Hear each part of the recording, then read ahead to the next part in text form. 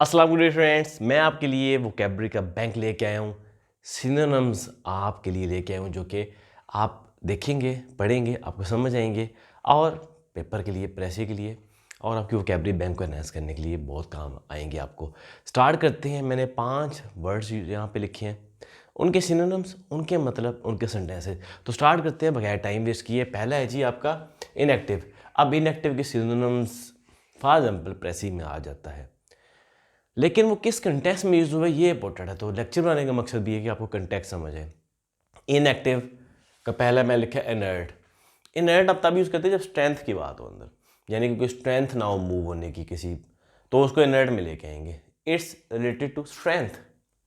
तो इनएक्टिव को अगर आपने with context to strength replace करना है तो इनर्ट होगा।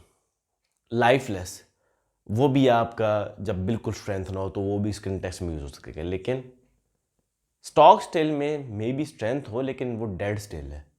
स्टॉक स्टिल का मतलब है डेड स्टिल में भी स्ट्रेंथ हो हिलने की, लेकिन स्टिलनेस की बात है। बी काम्ड, अब यहाँ पे एयर इन्वॉल्व आ जाती है, हवा का। फॉर एग्जाम्पल मैं लिखे लैक ऑफ विंड, उसकी वजह से एक जगह स्टे हो जाना, एक जगह खड़े हो जाना। फॉर एग्जाम्पल मैं लिखे जी the ship was becalmed. क्यों? हवा नहीं चल रही थी। शिप को हवा चाहिए होती है आगे मूव करने के लिए, नहीं थी तो वो खड़ी होगी, स्टिल होगी, इनएक्टिव होगी।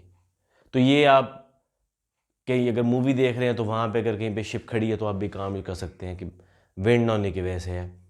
कंटेक्स्ट का मीनिंग समझें। फिर है जी inanimate no sign of life, यानी कि जब साइन ऑफ लाइफ ना हो। तो ये इनएक्टिव के वर्ड्स कंटेक्स्ट में देखें। यही गलती होती है प्रेसी में कि आप प्रेसी के अंदर शिप के लिए ये यूज़ नहीं कर सकते इनर्ट, ठीक है। शिप के लिए आप यूज़ करेंगे बिकाम, अगर कंटेक्स्ट उसमें समंदर में कुछ ऐसा नहीं डाकी।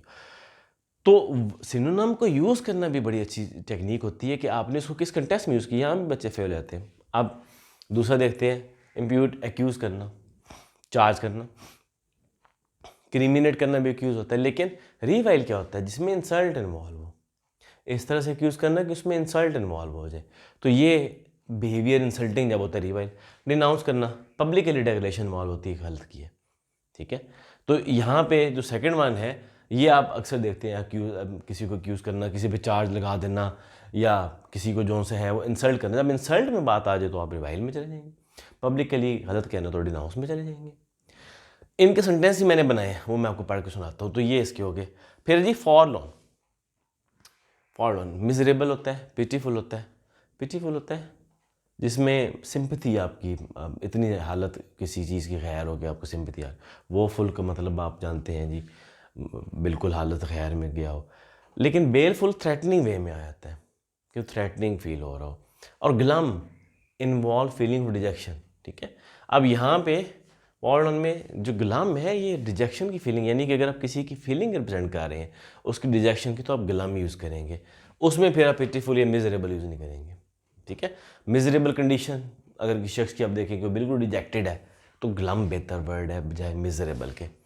तो अगेन कंटेक्स्ट में आपने किस तरह से इनको यूज़ करना है वो इंपॉर्टेंट है। फिर डिस्पोर्ट, डाइवर्ट करना, अम्यूज़ करना, अब ये भी ढेर सारे इसके मतलब सिनोनिम के अंदर भी मुख्तलिफ कंटेक्स्ट के लिए हैं। डिलाइट करना किसी को जी, ग्लैडन मेक हैप्पी। अच्छा ये देखिए जी मेक इंटरेस्टिंग करना, एलिमेंट। तो ये इंटरेस्टिंग बनाना किसी किसी चीज़ को, तो एलिमेंट उसके लिए आएगा। तो डिस्पोर्ट के भी मुख्तलिफ मीनिंग है, मैं सेंटेंस बनाता हूँ। आर्टिफैस, कोई ट्रिक हो वो आर्टिफैस कहते हैं उसको। वाइल प्लान करना कुछ, डॉज करना, अवेन करना। अब यहाँ पे एक चीज़ मैं आपको बताता हूँ सेंटेंस के अंदर। फॉर एग्जांपल आर्टिफैस का सेंटेंस है क्रिकेट इज़ डोमिनेटेड बाय आर्टिफैस। अब यहाँ पे वाइल को मैनिपुलेशन के लिए आप यूज़ करेंगे, तो आप वाइल को भी यूज़ कर सकते हैं, वाइल टेंडेंसीज। तो वो आर्टिफैस को रिप्लेस करेगा जिसमें मैनिपुलेशन आती है। क्रिकेट के अंदर मैनिपुलेशन होती है। डॉज करना होता है अवॉइड करना, कोई शार्प टर्न लेके डॉज कर लिए, जिस तरह फुटबॉल के अंदर वैसे आप कहते हैं अवॉइड करना। तो ये इनके भी कंटेक्चुअल मीनिंग है। फिर अब इनके सेंटेंसेस देखते हैं। इम्प्यूट का मतलब है जी, सेंटेंस कहाँ पे गया हमारा, यहाँ पे आ गया। The crime imputed to him, यानी कि इम्प्यूटेड हिम का मतलब as being done by him. Imputed का मतलब आ गया एज बीइंग डन बाय, यानी कि जो क्राइम उसने किए हैं, तो इम्प्यूटेड को मैंने सेंटेंस में यूज़ कर दिया। फिर दूसरा कौन सा यूज़ किया मैंने, fold on scenes in streets. Fold on scenes in streets का मतलब है कौन से सीन्स, स्ट्रीट्स के अंदर कौन से सीन्स, यहाँ पे मिजरेबल सीन्स, कोई ऐसा सान्य हो जाए, थ्रेटनिंग सीन्स, कोई थ्रेट हो, कोई ऑस मच जाए, ग्लम सीन्स यानी कि जिसमें डिजेक्शन हो, लोग बड़े मायूस हो, तो ये 3 कंटेस्ट डिफरेंट हो गए इसके अंदर। फिर आ गया आपका, हाँ जी, he was disporting himself by the river.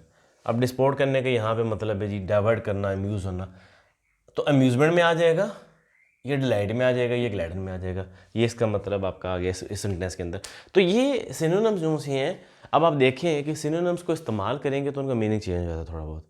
Meaning यानी कि कंटेक्स्ट के बेस में चेंज होता है। इनएक्टिव में शिप के लिए आप और यूज़ कर रहे हैं, स्टॉक स्टिल में आप और यूज़ कर रहे हैं, लाइफलेस में आप और तरह से बात कर रहे हैं। तो जो राइटिंग होती है उसमें सिनेरियोज होते हैं, उन सिनेरियोज में सिनोनिम यूज़ होते हैं।